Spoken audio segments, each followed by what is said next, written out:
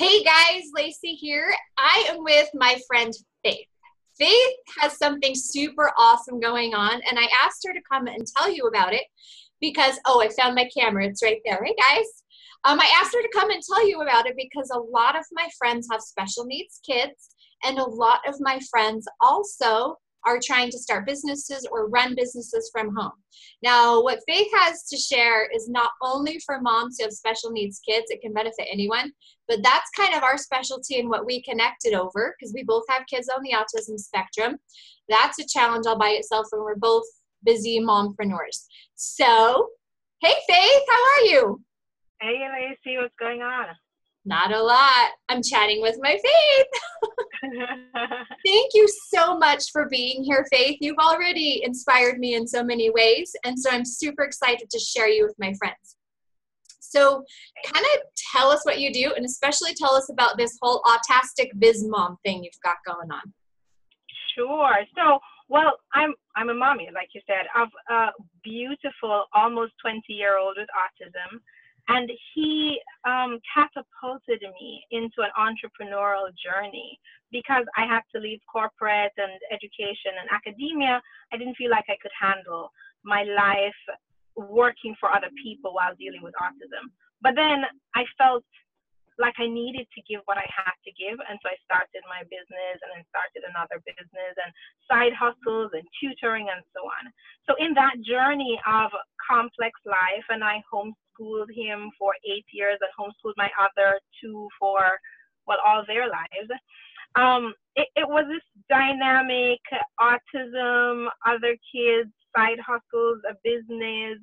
I recruited volunteers for his home program full time. So that was like running another business, having people in and out of the house to work with him. And so I kind of came to a position of how to do this in an integrated, more sane way that protected me from burnout. And I don't think I've got a handle on it, but I think that I understand how to make your business and your life one thing.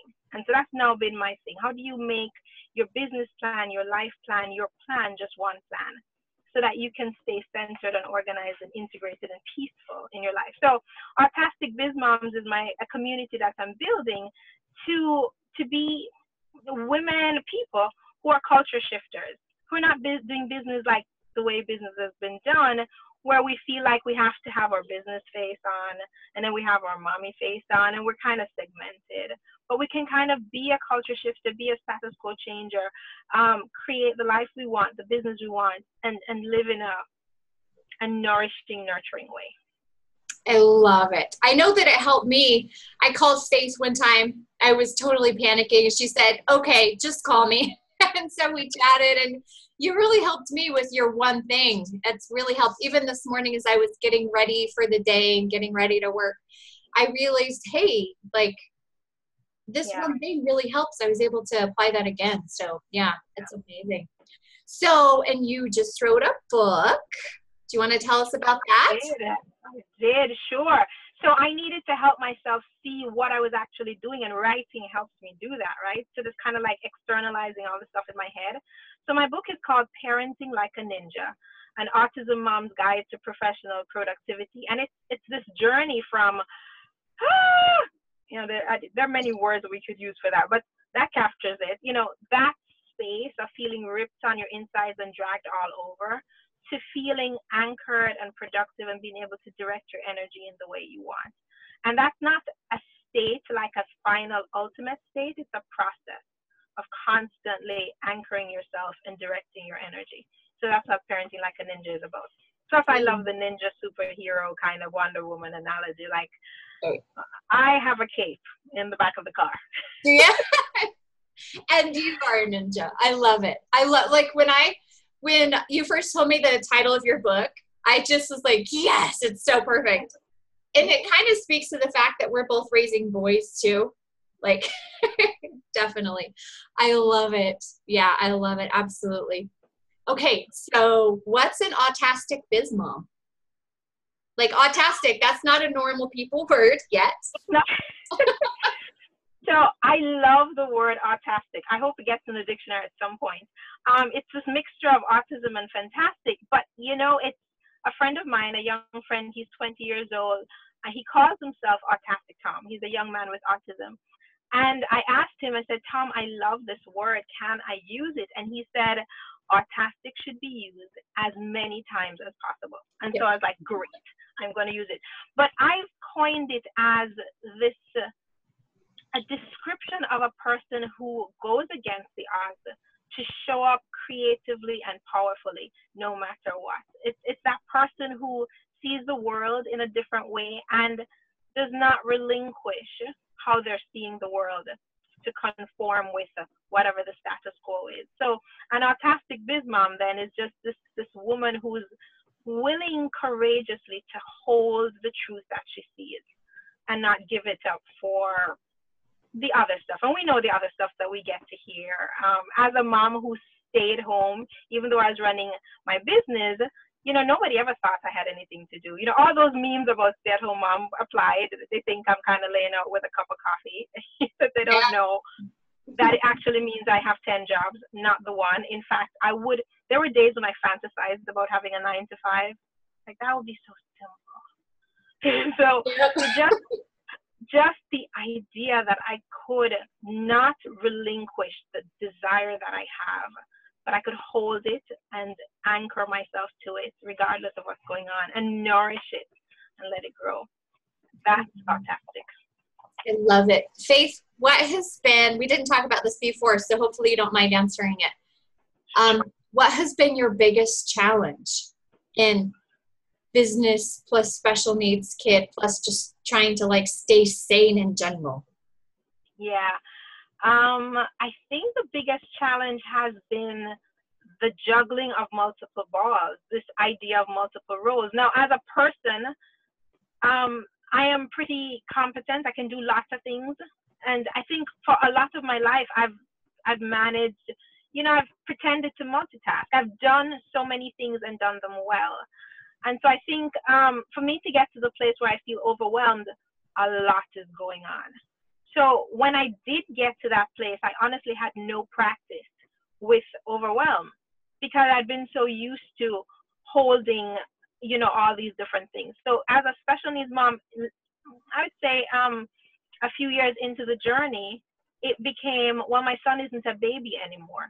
A baby with autism or a toddler with autism, as challenging and as you know, a lot of grief that is way different from an 8-year-old, a 9-year-old, a kid in puberty. When my son jumped up on the counter and he was 4, I would grab him and pull him off. But as a teenager, I can't grab him and pull him off. He's actually stronger than me, right? And so holding this role of holding myself as protector and advocate for him. And then when I got other teenagers, like I have 3 kids. So when everybody became a teenager and I realized that I was a different person for each one, my 17-year-old daughter, my 14-year-old son as well. So then all of those roles, plus myself as a business person and as a wife, and my mom has some needs as she ages, and I'm the daughter, so I'm the one that's going to help her figure out why the washing machine isn't working and take her to the store to fix, you know. So the multiple roles, that became really challenging. How do I wear all of those pieces of armor at different times? And that's why I came back to, wait, how did I survive before? Oh, it's the one thing. I had to figure out a new strategy for integrating more than I was used to integrating and getting that back into one picture. So that, okay, right, I can be saying again. But that's been the thing, because once I'm looking at them as if they're 10 different things, that literally feels like my insides are being ripped apart. You're pulling me in all the different directions. And so that's been the thing. And I'd say one other thing is that in that state, all of my vulnerabilities jump up. And so all of my sense of, I can't do this, who am I to think, that phrase, who am I to think that I could successfully, you know, chart a course for business women? You know, who am I to think when there's crazy going on at home, you know, and all that, those things, those voices become louder. And I have a coach that says the voices actually do not respond to data. So arguing with them and saying, hey, no, here's proof, here's proof. They don't respond to data. So you actually have to figure out how to handle the fact that they're going to start talking louder when the situation becomes more complex as your family gets older. So I love that. The voices don't respond to data. I'm so going to use that now. Like, don't even try to talk them into reality. They will not respond to data. I love it. I really loved what you said about, like, so you're what in my book I call a high input, high output kind of woman. Like, you can handle a lot. Yeah. And I loved when you were talking about then when you got to a place where you actually felt overwhelmed, you didn't like, oh, I wish I had written down what language you used. It was like, now what? because it's when I got overwhelmed and had to drop everything, there was like 15 things that were dropping. So if I was a little bit lower in output, then maybe when I got overwhelmed, I'd just be dropping 4 things. But I really was managing a lot. So when I crash, then it's like put the whole kit and caboodle is going to the toilet because of the amount that was going on. So yeah, that was pretty scary to hold on to in my head. And that does impact my willingness even to, take time and to self-care and all these other things that are now part of my wanting. But it was like realizing that you hold so many things because you are this high performing person, and so. I think that God, the universe, nature, whatever, gives high-performing women special needs kids. Like, we don't want to hear this, right? It gives us special needs kids because they know we can juggle 15 balls. But yeah, it's very real. When they start falling, it's like the whole world just fell apart. And now we've got to put it back together too. It's crazy. But I think that's a superpower, a ninja power, that special needs moms do not give themselves enough credit for. I think, our special needs kids are like, there's this analogy of the canary in the, what kind of mine is that? The coal? Black mine, coal mine, coal. yes. Yeah. The canary in the coal mine that, I don't know fully the story, but they put the canary in, and if the canary died, it meant that there was like leakage of these poisonous gases, right? And so the canary is more sensitive to this thing, and therefore the people are also going to die more slowly.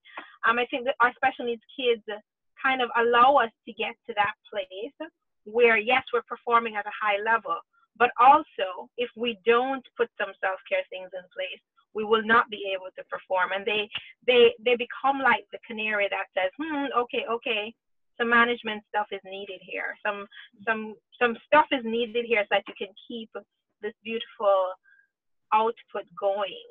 Because I think we are here to create what we're creating. But we also, for whatever reason, because we can create it, we don't put proper infrastructure in place. And so our kids kind of become that canary that says, okay, no, you need to do this. You need to do this. So. Yeah, our kids really do let us know. They're like, okay, you're dropping balls, Mom. I love it. So you've talked a lot about self-care. So what does your self-care look like? How do you take care of yourself? I need to get a new self-care routine. It's not this summer. Clearly, it's gone to the dogs this summer. But what I want my self-care routine to look like, and what has served me well in the past, is to have monthly body work, like massages and stuff like that, and to show up at some practitioner, acupuncture, chiropractor, or something like twice a month, because my sensory system, autism has taught me a lot about sensory systems. My sensory system needs the constant pressure to kind of physically anchor down and get back into calm and get into baseline. And so that kind of work and heat, that really helps me. So I need to plan a monthly experience for myself that gives me that.